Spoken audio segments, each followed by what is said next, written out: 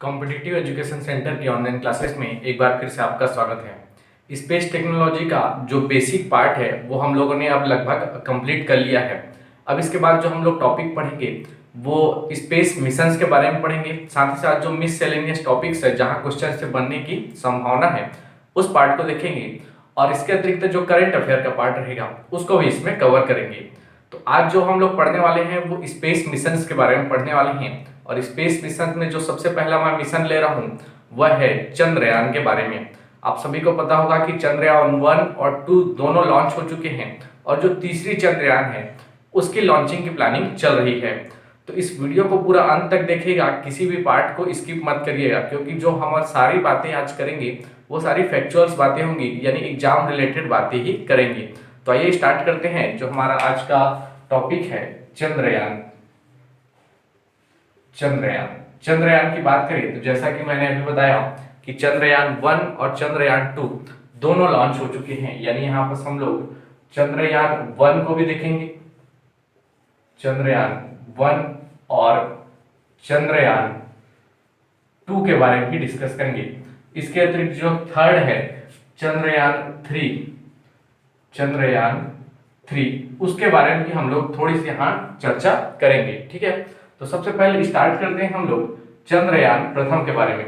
देखिए, इन चंद्र मिशनों को हम लोग कुछ विशेष बिंदुओं के आधार पर पढ़ेंगे, और इन्हीं बिंदुओं से मुख्यतः क्वेश्चन आपके एग्जामों में पूछे जाते हैं।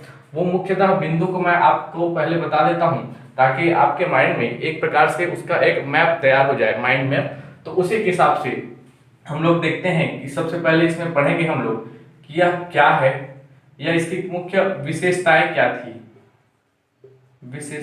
थी और यह मिशन क्या है। सबसे पहले ये देखेंगे। दूसरा इसके बारे में देखेंगे कि इस मिशन का प्रक्षेपण कब किया गया, क्योंकि यह डेट पूछा जाता है, प्रक्षेपण डेट, तो यह भी आप याद रखिएगा। नेक्स्ट इसमें पढ़ेंगे हम लोग इसे कहां से प्रक्षेपित किया गया था, इसके बारे में भी क्वेश्चन पूछ लिया जाता है। नेक्स्ट पढ़ेंगे हम लोग कि इसे किस लॉन्चिंग व्हीकल से प्रक्षेपित किया गया था, यानी जो अलग अलग हम लोगों ने प्रक्षेपण यान के बारे में पढ़ा है, अब यहाँ बस उसके डायरेक्ट हम लोग बात करेंगे, क्योंकि उसका बेसिक जो पार्ट है मैंने पहले वीडियो में कवर कराया हुआ है। तो लॉन्चिंग व्हीकल के बारे में बात करेंगे कि किस लॉन्चिंग व्हीकल से इसे प्रक्षेपित किया गया था। नेक्स्ट हम लोग बात कर सकते हैं इसमें जो भेजे जाने वाले पेलोड्स है। पेलोड्स क्या होते हैं? तो जो रॉकेट्स में रॉकेट के अतिरिक्त जो लोड भेजा जाता है, जैसे सैटेलाइट भेजा गया या कोई साइंटिफिक इक्विपमेंट भेजा जाता है, उसे हम लोग पेलोड्स कह सकते हैं। तो उन पेलोड्स के बारे में डिस्कस करेंगे, उसके जो उद्देश्य थे, मिशन के उद्देश्य, इसके बारे में थोड़ा सा देखेंगे, और इसके रिजल्ट क्या निकले, यानी इस मिशन का रिजल्ट क्या निकला, यानी परिणाम क्या था, या हम कहें कि इस मिशन ने कौन कौन सी उपलब्धियां प्राप्त की, इसके बारे में इस लेक्चर में हम लोग डिस्कस करेंगे। और इन्हीं बिंदुओं को लेते हुए हम लोग इस चंद्रयान 1 और 2 को डिस्कस करेंगे, फिर चंद्रयान 3 के बारे में भी हम लोग थोड़ी सी चर्चा करेंगे। तो आइए सबसे पहले स्टार्ट करते हैं चंद्रयान प्रथम के बारे में।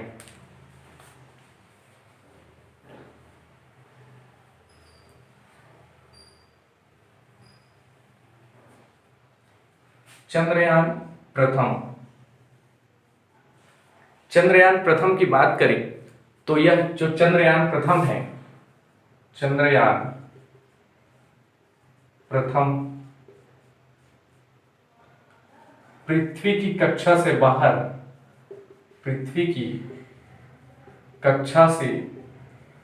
बाहर या हम कह सकते हैं चंद्रमा पर भेजा गया भारत का पहला अंतरिक्ष मिशन था। यह चीज बहुत इंपॉर्टेंट है, याद रखिएगा कि जो चंद्रयान प्रथम है वह चंद्रमा पर भेजा गया, या हम कह सकते हैं कि पृथ्वी की कक्षा से बाहर। इसके पहले हम लोगों ने पृथ्वी की कक्षा से बाहर कोई भी मिशन नहीं किया था, तो चंद्रमा पर यह जो मिशन भेजा गया था वह भारत का पहला अंतरिक्ष मिशन था, जिसे पृथ्वी की कक्षा से बाहर भेजा गया था, और इसको भेजने वाला था भारत से, इसे प्रक्षेपित किया गया था और इसरो के द्वारा इसे विकसित किया गया था। तो याद रखिएगा, इसरो के द्वारा इसे प्रक्षेपित किया गया था। ठीक है, इस समय इसरो के अध्यक्ष के बारे में क्वेश्चन पूछा जा सकता है। तो इस समय जो इसरो के अध्यक्ष थे वो थी जी माधवन, जी माधवन नायर जी, जी माधवन नायर जी। तो यह नाम आप भी याद रखिएगा कि इसरो के जब चंद्रयान-1 का प्रक्षेपण किया जा रहा था तो उस समय अध्यक्ष थे जी माधवन नायर जी। अब हम लोग बात करते हैं नेक्स्ट कि इसे प्रक्षेपित कब किया गया था, यानी प्रक्षेपण तिथि के बारे में।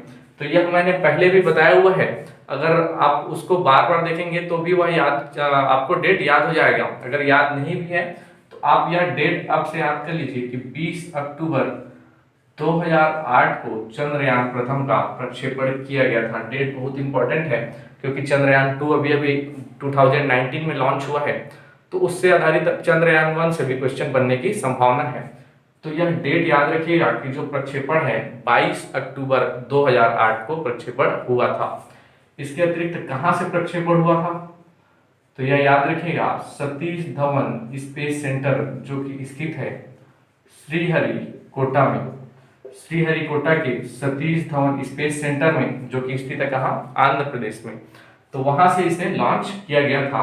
और इसके लिए जो लॉन्चिंग व्हीकल यूज हुआ था इसके बारे में भी मैं पहले बता चुका हूं, लेकिन आपको यहाँ बस याद रखना होगा कि ये जो लॉन्चिंग व्हीकल था PSLV C11, ये जो लॉन्चिंग व्हीकल यूज हुआ था PSLV C11, यह PSLV का ही अपग्रेडेड वर्जन था। मैंने 3 संस्करण बताए थे PSLV के, एक PSLV जनरल, एक PSLV कोर अलोन और एक PSLV एक्सल। तो जो PSLV एक्सल है यानी इसका जो अपग्रेडेड वर्जन है उसी फॉर्म में था ये PSLV C11, उसी का ही एक पार्ट था। ठीक है, तो याद रखिएगा इस लॉन्चिंग व्हीकल के बारे में। नेक्स्ट अगर हम लोग बात करें पेलोड्स की या इसमें ले जाने वाले, इस मिशन में जाने वाले जो इक्विपमेंट है उसकी बात करें तो यहाँ बस टोटल 11 पेलोड्स या 11 साइंटिफिक इक्विपमेंट भेजे गए थे। ठीक है, 11 साइंटिफिक इक्विपमेंट भेजे गए थे। अब ये जो 11 साइंटिफिक इक्विपमेंट भेजे गए थे, इन 11 साइंटिफिक इक्विपमेंट से जो भारत का है, भारत का यह कह सकते हैं हम लोग इसरो का यहाँ बस 5 इक्विपमेंट था, जबकि जो 6 इक्विपमेंट हैं वह अन्य देशों के थे। और इन अन्य देशों में से ये जो 6 में से 2 इक्विपमेंट हैं वह अकेले USA का था। ठीक है, तो टोटल 11 साइंटिफिक इक्विपमेंट या पेलोड्स भेजे गए थे, जिसमें से 5 इसरो या भारत का था, 6 अन्य देशों का था, जिसमें से 2 अकेले USA का था। इसके बारे में अभी थोड़ा सा और देखेंगे हम लोग, तो इन पेलोड्स के बारे में याद रखिएगा। फिर नेक्स्ट हम लोग बात करते हैं इसके उद्देश्यों के बारे में। ये जो 6 पेलोड्स USA से भेजे गए थे, पहले हम लोग बात करते हैं उद्देश्यों के बारे में। इसके उद्देश्य क्या थे, हम लोग बात करते हैं उद्देश्य के बारे में। तो उद्देश्य में देखिएगा इस मिशन का जो उद्देश्य था वह था चंद्रमा का अध्ययन करना, चंद्रमा का अध्ययन करना इस मिशन का क्या था, उद्देश्य था। और इस अध्ययन में क्या क्या शामिल था, तो इस मिशन में आप अध्ययन में जो शामिल था उसको भी याद कर सकते हैं। जो रासायनिक संगठन है, रासायनिक संगठन कि चंद्रमा किन किन रासायनिक तत्वों से मिलकर बना है इसका पता लगाना। साथ ही साथ दूसरी चीज यह पता करता जो खनिज संसाधन उपलब्ध हैं, यानी मिनरल्स जो पाए जाएंगे उनके बारे में पता लगाना कि चंद्रमा में कौन कौन से खनिज उपलब्ध हैं, इसके बारे में भी हम लोग इस मिशन के तहत पता लगाने वाले हैं। ठीक है, और तीसरा हम लोग इस मिशन से जान सकते हैं जो चंद्रमा है उसकी सतह का मानचित्रण, सतह का अवलोकन करके उसका मानचित्रण करने वाले थे इसी चंद्रयान 1 के तहत। ठीक है, तो ये 3 उद्देश्य याद रखिएगा कि जो चंद्रयान प्रथम का उद्देश्य था, एक तो था कि जो चंद्रमा है वह किन किन रासायनिक तत्वों से मिलकर बना है इसके बारे में जानकारी प्राप्त करना। दूसरा, वहाँ कौन कौन से मिनरल्स उपस्थित हैं इसके बारे में जानकारी एकत्रित करना। और जो उसकी सतह है उसका मानचित्रितकरण करना, यह भी चंद्रयान प्रथम का एक उद्देश्य था।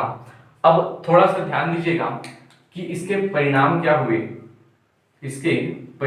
हुए, तो इसमें हमें क्या क्या जानकारी प्राप्त हुई हमें ये बताना है इसके परिणाम में। तो परिणाम में हमें एक तो जानकारी प्राप्त हुई कि चंद्रमा पर ठोस अवस्था में, या हम कह सकें फ्रोजन स्टेट में, जमी हुई अवस्था में, जमी हुई अवस्था में इसके ध्रुवों पर जल या हम कह सकते हैं वाटर मौजूद है। इसके बारे में हमें जानकारी प्राप्त हुई। अब थोड़ा सा यहाँ याद रखिएगा, यह जो जानकारी है मैंने अभी बताया कि इसमें कुल 11 पेलोड्स भेजे गए थे, जिसमें 6 यूएसए के थे। तो उन 6 में से एक जो पेलोड था उसका नाम था मून मिनरोलॉजी मैपर। यह यूएसए का एक पेलोड था, मून मिनरोलॉजी मैपर, ठीक है। और इसी जो पेलोड है या यही जो साइंटिफिक इक्विपमेंट है, इसी ने सबसे पहले जानकारी दी कि चंद्रमा पर ध्रुवों पर जल फ्रोजन अवस्था में उपस्थित है, यानी ध्रुवों पर जल अभी भी वहां मौजूद है फ्रोजन अवस्था में। तो यूएसए जानकारी देने वाला यह पहला देश बन गया। हालांकि मिशन हमारा था चंद्रयान प्रथम, लेकिन आप जानते हैं कि इसमें 6 पेलोड्स अन्य देशों के भी भेजे गए थे, जिसमें से एक यूएसए का था। और यूएसए का जो ये पेलोड था मून मिनरोलॉजी मैपर, इसी ने सबसे पहले जानकारी दे दी कि जो चंद्रमा है उस पर जल मौजूद है। तो इस प्रकार जो यूएसए है वह जानकारी देने वाला पहला देश बन गया। यानी यह जो उपलब्धि है या उसको हम हासिल करते करते थोड़ा सा चूक गए, लेकिन फिर भी हमारे जो एक पेलोड था जिसका नाम था मून इम्पैक्ट प्रोब, और इस मून इम्पैक्ट प्रोब ने भी यह जानकारी दी कि चंद्रमा पर जो जल है वह मौजूद है जमी हुई अवस्था में ध्रुवों में, ठीक है। तो हमारे जो पेलोड है मून इम्पैक्ट प्रोब, इसने भी यह जानकारी दी कि चंद्रमा पर जल मौजूद है। तो यह दोनों के बारे में आप याद रखिएगा। ये जानकारी हमें प्राप्त हुई इस चंद्रयान मिशन के तहत। एक और जानकारी आप याद रखिएगा कि इसी मिशन से हमें प्राप्त हुआ कि जो चंद्रमा है उसकी सतह पर भारी मात्रा में हीलियम मौजूद है। चंद्रमा की सतह पर भारी मात्रा में हीलियम मौजूद है। यह जानकारी भी हमें चंद्रयान प्रथम के द्वारा ही प्राप्त हुई। तो इतनी सारी चीजें आपको चंद्रयान प्रथम के बारे में याद रखनी थी। अब हम लोग जो नेक्स्ट बात करेंगे चंद्रयान 2 के बारे में बात करेंगे। अभी तक हम लोगों ने चंद्रयान से यह जानकारी प्राप्त की कि चंद्रमा पर जल मौजूद है और चंद्रमा पर भारी मात्रा में हीलियम मौजूद है। लेकिन अब बात थी हमारी उसके प्रमाणीकरण की, यानी अब हम वहां जाकर देखने वाले थे, अपना रोबोट भेजकर देखने वाले थे कि क्या वहां पर वाकई में जल मौजूद है, और उसका कुछ विश्लेषण करके उस पे आधार पर हम लोग एक रिपोर्ट तैयार करते। तो इसी उद्देश्य की पूर्ति हेतु हम लोगों ने चंद्रयान द्वितीय लॉन्च किया। तो आइए अब देखते हैं चंद्रयान द्वितीय के बारे में। चंद्रयान 2 की बात करें तो जैसा कि मैंने बताया कि चंद्रयान 1 में हमें जानकारी मिली थी कि वहां जल के साक्ष्य मौजूद हैं और साथ ही साथ हीलियम भारी मात्रा में मौजूद है। अब इन्हीं के प्रमाणीकरण के लिए हम लोगों ने जो अपना नया मिशन है चंद्रयान 2 वह 2019 में लॉन्च किया। तो इसके बारे में देखते हैं चंद्रयान 2 के बारे में। तो यह चंद्रमा के दक्षिणी ध्रुव पर भेजा जाने वाला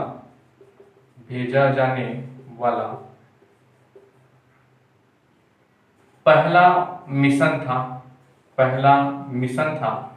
यानी यहाँ बस अभी तक, हालांकि अन्य देशों ने भी अपने यहाँ बस रोबोट या रोवर भेजे थे, जैसे कि सोवियत संघ द्वारा, यूएसए द्वारा और चाइना द्वारा यहाँ बस रोबोट भेजे जा चुके थे चंद्रमा की सतह पर। लेकिन किसी भी देश ने अभी तक चंद्रमा की दक्षिणी ध्रुव पर अपना रोबोट नहीं भेजा था। तो भारत यह सफलता हासिल करने वाला था कि चंद्रयान 2 के द्वारा हम लोग वहां अपने चंद्रमा के दक्षिणी ध्रुव में अपना एक रोबोट भेजते, ठीक है।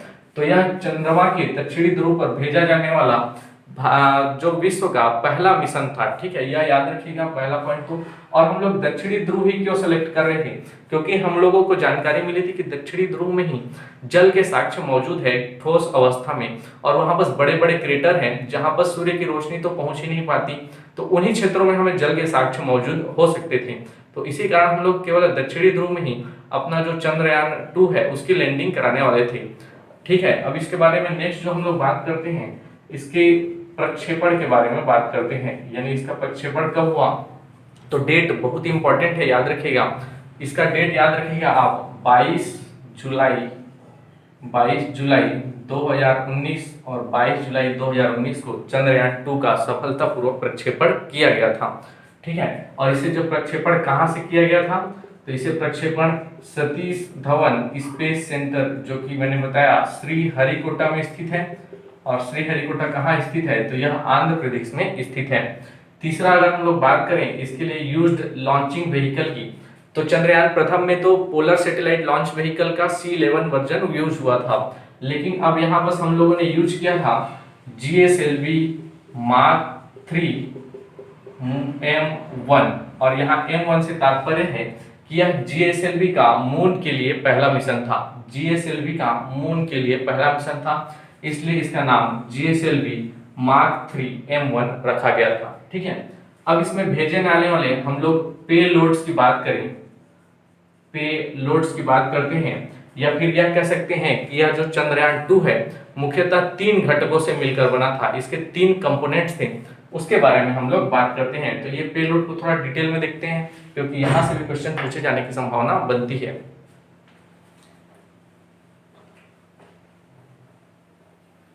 तो चंद्रयान 2 के अगर हम लोग पेलोड्स के बारे में बात करें या इसके प्रमुख घटक के बारे में बात करें, तो यह 3 चीजों से मिलकर बना हुआ था। इसके 3 कंपोनेंट्स थे। पहला याद रखिएगा, इसमें एक ऑर्बिटर था। दूसरा इसमें एक लैंडर था, और तीसरा एक रोवर था। ठीक है, ये 3 कंपोनेंट से मिलकर बना था जो हमारा चंद्रयान 2 है। ठीक है, एक ऑर्बिटर था, एक लैंडर था और एक रोवर था। जो ऑर्बिटर था इसे चंद्रमा की ध्रुवीय कक्षा में 20 अगस्त 2019 को सफलतापूर्वक स्थापित कर लिया गया था। जो ऑर्बिटर था उसका काम था कि जो चंद्रमा है उसकी ध्रुवीय कक्षा में इसको स्थापित करना हमारा उद्देश्य था, और यह घूमकर जो चंद्रमा है उसके बारे में अवलोकन करता। साथ ही साथ यह जो लैंडर है, और हमारे पृथ्वी पर भी एक सेंटर है जिसका नाम है Indian deep space network, deep space network. ठीक है, इसे शॉर्ट में कहेंगे IDSN। ठीक है, इंडियन डीप स्पेस नेटवर्क। वास्तव में ये जो इंडियन डीप स्पेस नेटवर्क है यह स्थित है जो बेंगलुरु है, इसी के समीप एक जगह है बयालू में स्थित है, बेंगलुरु के समीप यह बयालू में स्थित है। और जो IDSN है इसका जो प्रमुख कार्य है वह एक प्रकार से जो सैटेलाइट्स हैं उनको मार्गदर्शन का काम करता है। एक प्रकार से आप कहें तो यह GPS की तरह काम करता है। वह अभी किस पोजीशन पे है यह बताता है, साथ ही साथ उसे किस डायरेक्शन में जाना है इसके बारे में यह IDSN बताता है। तो यह जो ऑर्बिटर है ये IDSN के संपर्क में रहेगा, साथ ही साथ जो लैंडर है जो चंद्रमा की सतह पर उतरने वाला है उसके संपर्क में भी रहेगा। तो अब नेक्स्ट हम लोग बात करते हैं लैंडर के बारे में। अच्छा, एक चीज याद रखिएगा, जो ऑर्बिटर है इसका वेट याद रखिएगा, इसका वेट था 2369 किलोग्राम, 2369 किलोग्राम। ठीक है, अब नेक्स्ट हम लोग बात करते हैं लैंडर के बारे में। यह जो लैंडर था इसका नाम रखा गया था विक्रम साराभाई के नाम पर, विक्रम लैंडर। ठीक है, इस लैंडर का नाम था विक्रम। और इसके वेट के बारे में याद रखिएगा, इसका जो वेट था वह 1471 किलोग्राम का वेट था, 1471 किलोग्राम का इसका वेट था। इस लैंडर का मुख्य कार्य क्या था, तो यह जो लैंडर है वह चंद्रमा की सतह पर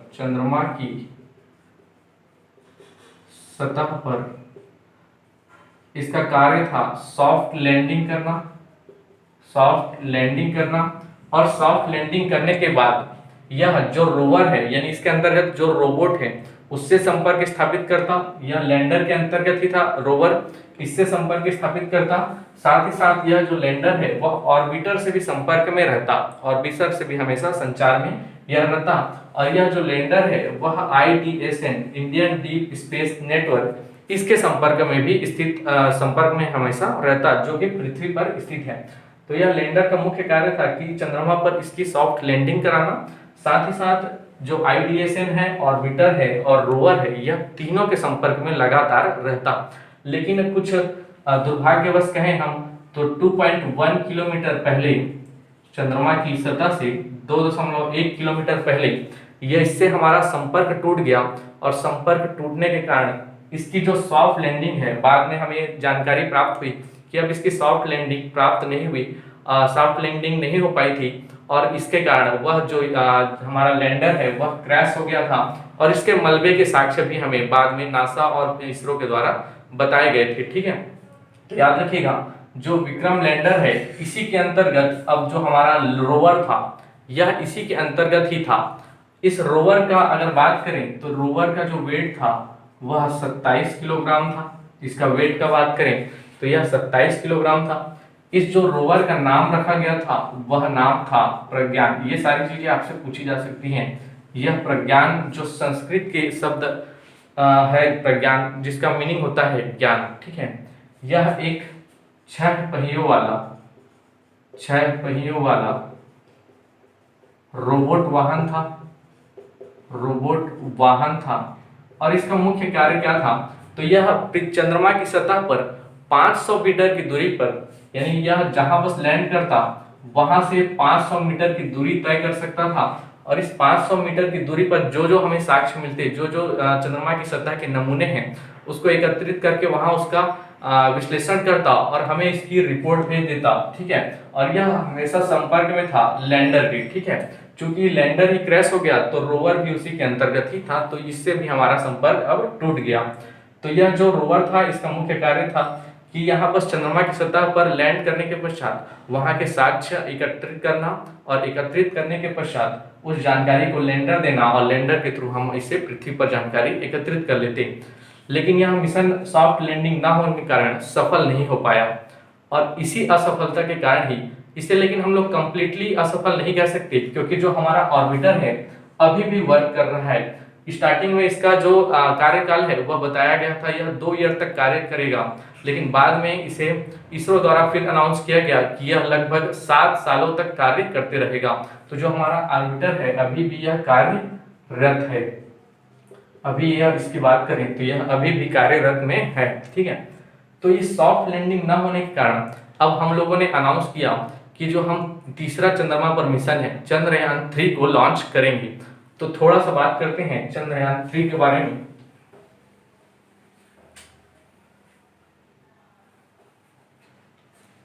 चंद्रयान 3 देखिए, चंद्रयान 3 जो है चंद्रयान 2 का ही रिपीटेड मिशन है। यानी मैं थोड़ा सा इसकी बात करूं तो चंद्रयान जो 3 है वह चंद्रयान 2 का ही रिपीटेड